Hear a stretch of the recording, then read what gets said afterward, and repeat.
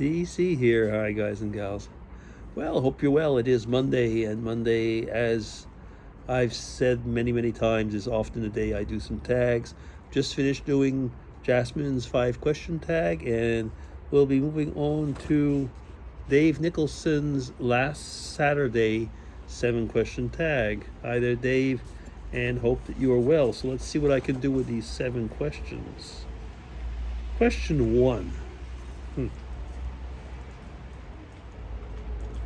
It's T, if you're wondering. Question 1. Do you think humans have ruined the world because of their unending greed? Oh, goodness.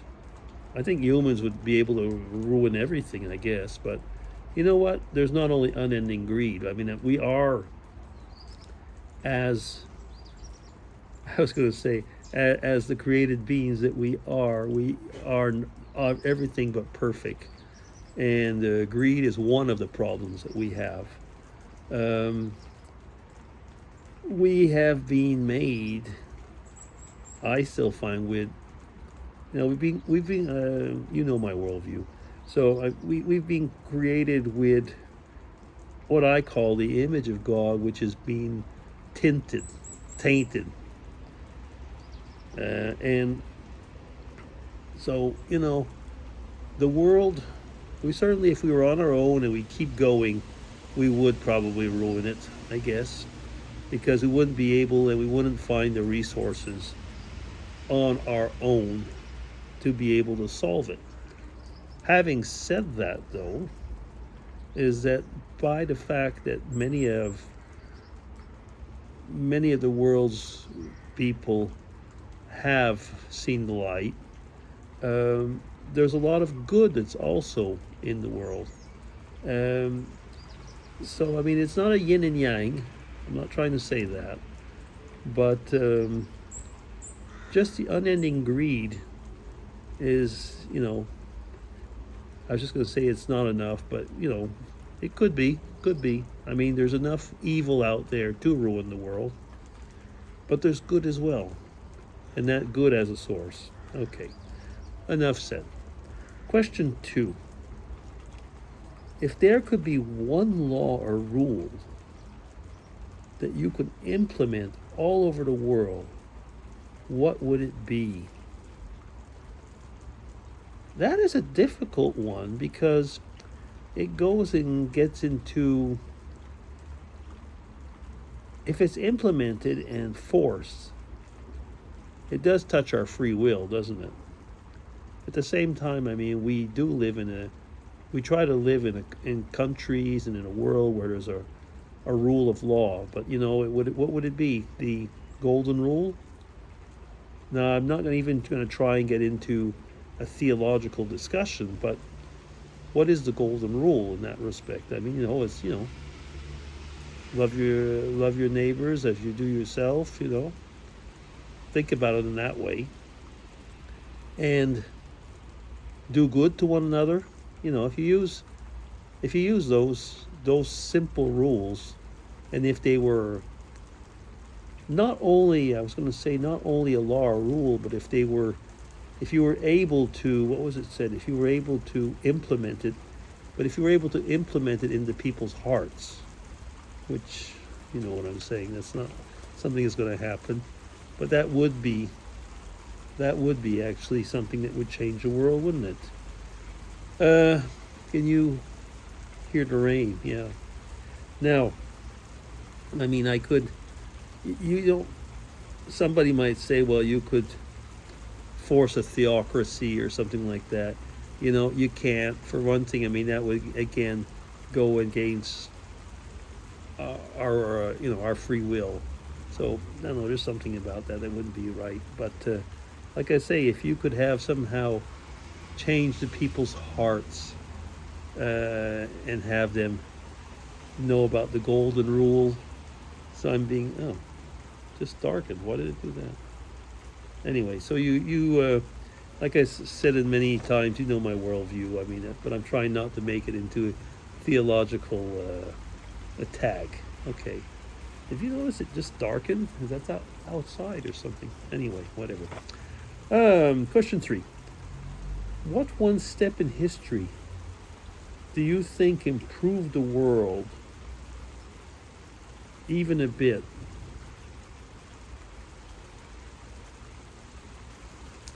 A step in history.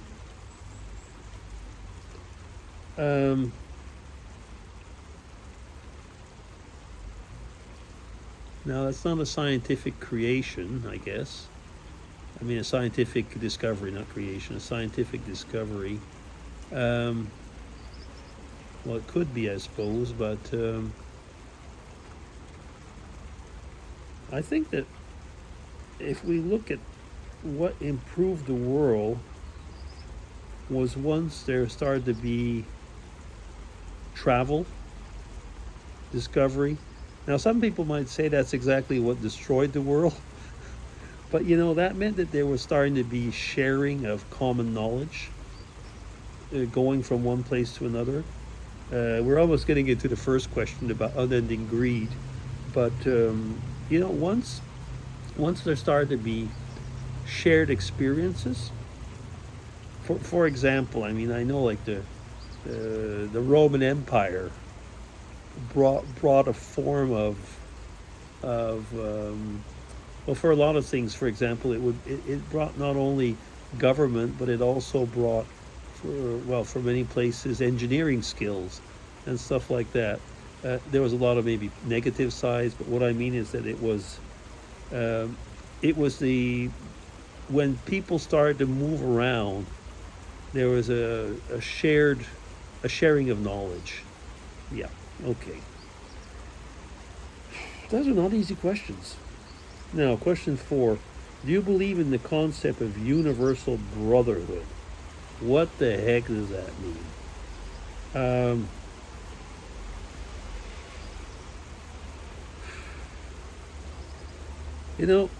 I like unity and diversity. In the sense is that universal brotherhood, if it's, again, I get back to what I would call the golden rule. Yes, if there's a common bond to be good, to be giving, to be caring. Yes. But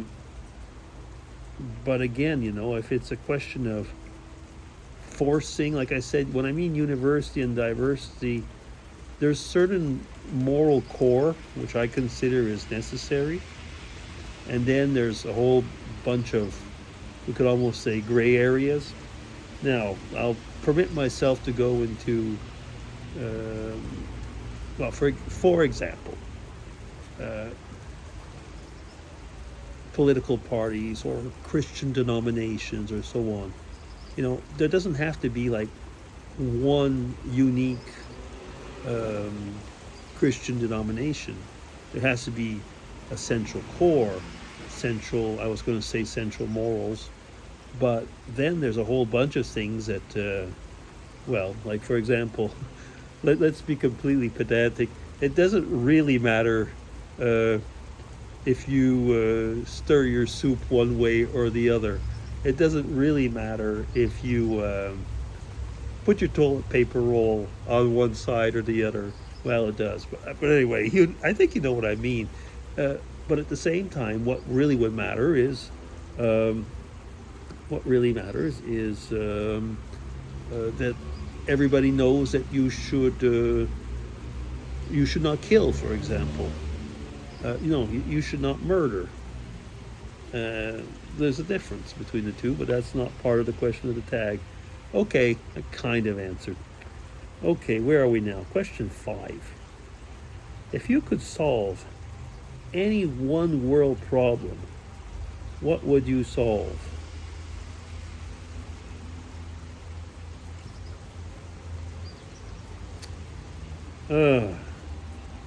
One world problem. Well, I guess the easiest one would be peace. But usually usually the world problems are power hunger, If you could solve that, wanting to be overbearing on another's culture or on another country, something like that, you know. So it is world peace, but one of the world's problems very often is resources. That there's be enough resources for everyone. Now, I'm not talking about petrol and stuff like that. It could be enough resources for hunger, for example.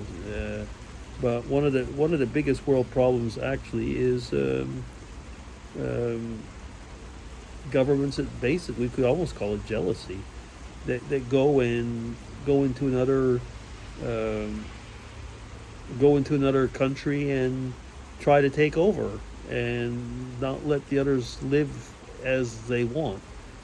You know, finally, if you're not bothering somebody else, you know, I mean, I was going to say, if you're not trying to corrupt the another person or another person's morals or what, well, you know, okay. So if I could solve one world problem, oh goodness, I guess it would have to be, you know, stopping war and promoting peace. What else? I mean, I guess most people would say something like that. Yeah, not very original. Question 6. How